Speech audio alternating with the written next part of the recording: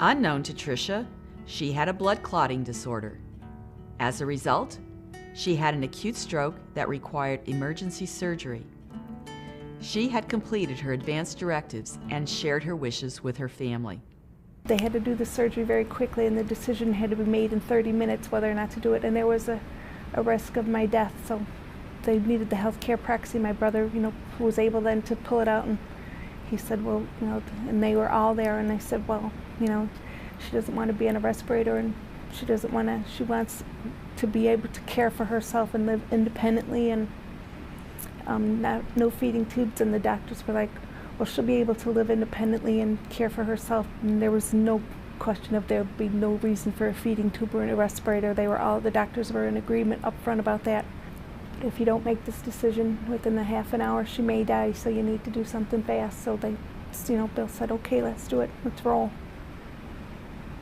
And they signed the form, and they did the surgery, and it went really well.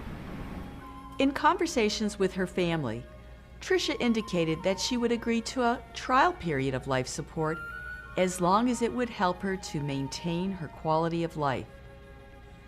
If her goals could not be achieved, the life support would be discontinued.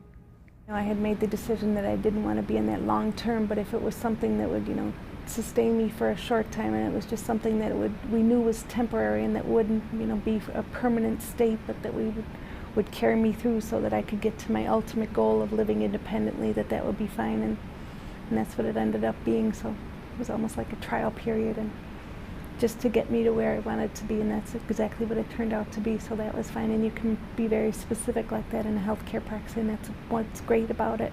They turned out to be the most important decisions or conversations I've ever had, and the most important conversations I ever had with my dad, and that I've ever had with my siblings and my friends, and truly they're conversations that saved my life and certainly changed my life.